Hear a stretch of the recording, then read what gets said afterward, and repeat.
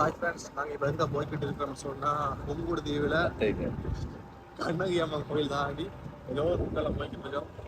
எல்லாம் ஒரு 2 பக்கம் பத்தியாக இருக்குது, அங்கே சைடு கடலாக இருக்குது. இதுக்கு பேர் நான் வெளிச்ச விடுன்றாங்க. இதுதான் வெளிச்ச விடு, லைட் கூட்டிட்டாங்க. ஒரு கிணறு ஒன்று தூசி சாகிறதுக்கு. வணக்கம் உறவுகளே, நாங்கள் இப்பொழுது புங்குடுதீவில் காணப்படுகின்ற புராதனமான வெளிச்ச வீடை பார்த்து கொண்டிருக்கின்றோம்.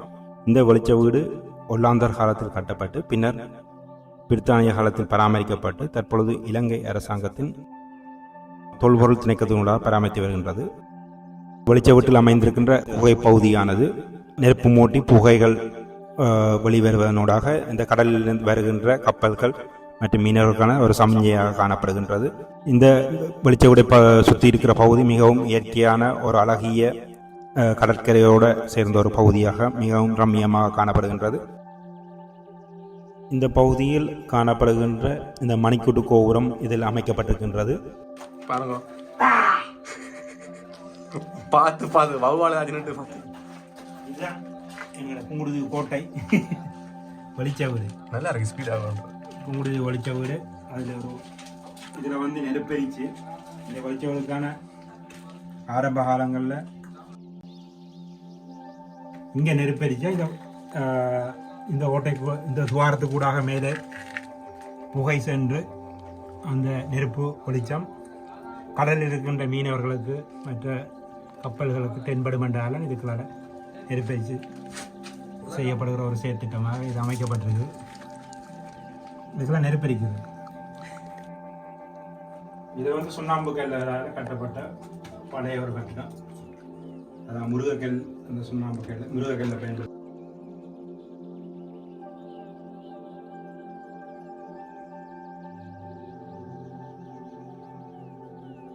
இந்த வெளிச்ச வீட்டு பகுதியில் பார்த்தீங்கன்னா இதில் இடிதாங்கி பொருத்தப்பட்டிருக்கிறது. இந்த இடிதாங்கி தான் இந்த தீவு பகுதிக்கான ஒரு பாதுகாப்பான இடி மின்னலிருந்து பாதுகாக்கிற ஒரு இடிதாங்கி பகுதியாக இங்கே காணப்பட்டிருக்கிறது. ஆனால் தற்பொழுது இந்த இடிதாங்கி களவாடப்பட்டிருக்கின்றது. அந்த பகுதி தான் இங்கே அம்மிக்கல் போன்ற ஒரு வடிவத்தில் இருந்த ஒரு இடிதாங்கி களவாடப்பட்டிருக்கிறது நீங்கள் இங்கே காணலாம். அந்த குழிப்பகுதியில் இந்த வெளிச்ச வீட்டு பகுதியில் பார்த்தீங்கன்னா இதில் ஒரு வீடு போன்ற ஒரு கட்டட தொகுதி இருக்குது. இது அந்த நேரத்தில் இதை இந்த வெளிச்ச வீடை பாதுகாக்கிறதுக்கான ஒரு காவலாளி இங்கிருந்து பாதுகாத்ததாக சொல்கிறாங்க. அதில் சமையலற தொகுதியும் இருக்குது. இந்த வெளிச்ச வீட்டு பகுதியை பார்த்தீங்கன்னு சொன்னால் இதை தற்போது தொல்பொருள் திணைக்களம் பராமரித்து வருகிறார்கள். ஆனால் இந்த பகுதியில் சோலார் பொருத்தப்பட்டு சமையல் லைட்டும் பொருத்தப்பட்டிருக்கிறது. அது தற்பொழுது வேலை செய்யாமல் இருக்கிறதால மீனவர்கள் மிகவும் சிரமப்படுவதாக கூறுகிறார்கள். இதை பார்த்தீங்கன்னு சொன்னால் இந்த பகுதி பற்றவத்தி ஒரு பாதுகாப்பற்ற இடமாக காணப்படுகின்றது. ஆனால் ஒரு இயற்கையோடு சார்ந்த ஒரு கடல் அழகிய பகுதி, ரம்மியமான பகுதியை இந்த தொல்பொருள் திணைக்களம் பராமரிக்காமல் வெறும் பத்தையாக காணப்படுகின்றது. ஒரு பயமான இடமாக காணப்படுகின்றது. இங்கே பார்த்தீங்கன்னா அழகிய இந்த கற்றாழை செடிகள் மிகவும் பெரிய ஒரு கற்றாழை செடியாக சிறப்பாக வளர்ந்திருக்கு. பார்க்கவே ஒரு அரிய ஒரு வகையான இந்த கற்றாழை செடி மிகவும் அதிக அளவில் இங்கே காணப்படுகின்றது.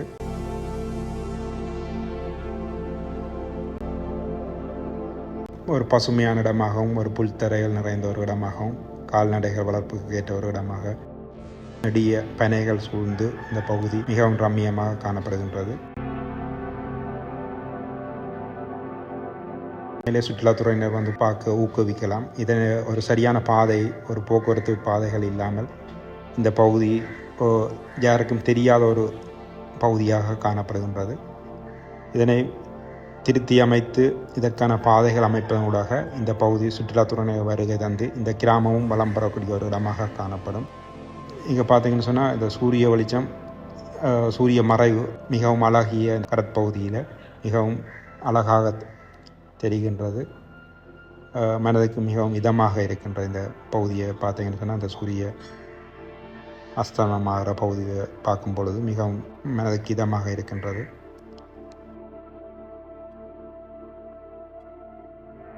அதோடு இந்த பகுதியை அதிகளவான பனை மரங்கள், நீண்ட காலமாக காணுகின்ற நெடிய பனைகள் இங்கே காணப்படுகின்றன.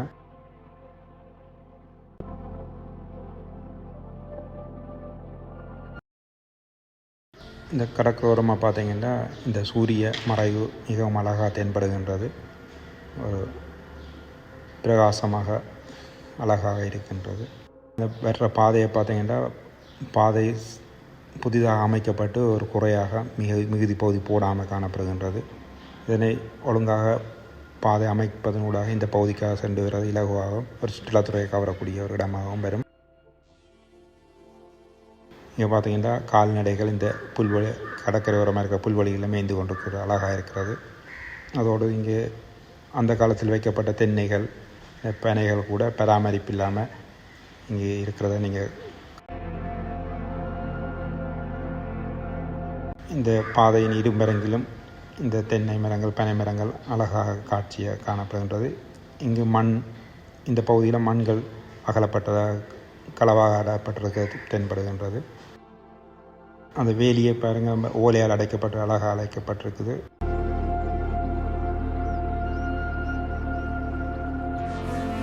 இந்த முள்ளிச்செடிகளையும் இந்த பாதை ஓரமாக அழகிய ஒரு அன்னாசி மரம் போன்ற முள்ளிச்செடி இங்கே காணப்படுகின்றது.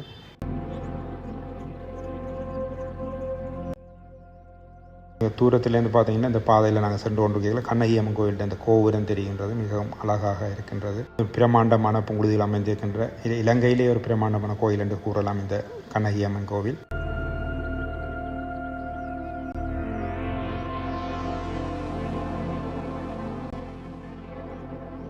பாதை ஓரமாக இந்த சமாதி சிலையும் இந்த இதில் தென்படுகின்றது.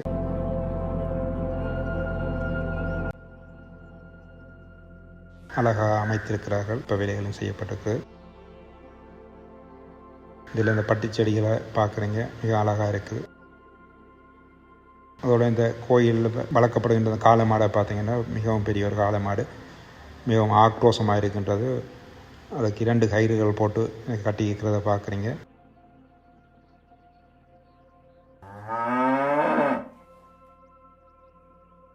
அதோடு இந்த பகுதியில் கடற்கரையோரமாக இந்த கோயிலால் அமைக்கப்பட்ட இந்த சவுக்கு செடிகளை சவுக்கு மரங்களை பார்க்குறீங்க. மிகவும் அழகாக இந்த கடற்கரையோட இந்த கோயிலும் மிகவும் ரம்மியமாக அழகிய காட்சியை காண்கின்றீர்கள். இந்த கோயிலில் 5 கோபுரங்களும் தென்படுகின்றது. அதோட கேணி இந்த பகுதியில் காணப்படுகின்ற கோயிலுக்கான கேணி. இந்த சவுக்கு மரங்கள் மிக நீண்ட தூரமாக அமைக்கப்பட்டிருக்கின்றது. மிகவும் அழகாக இருக்கின்றது. அதோட இந்த கோயிலை ஒரு பின்பகுதியில் மேற்கு பகுதியில் இருக்கிற கோபுரம், பெரிய கோபுரம் இங்கே தென்படுகின்றது. பாருங்கள், மிகவும் ஒரு கட்டுரை சிற்ப வேலைகள் கொண்ட ஒரு கட்டுரமாக அமைந்திருக்கின்றது. கோயில் ஒரு பிரமாண்டமான கோயிலாக காணப்படுகின்றது.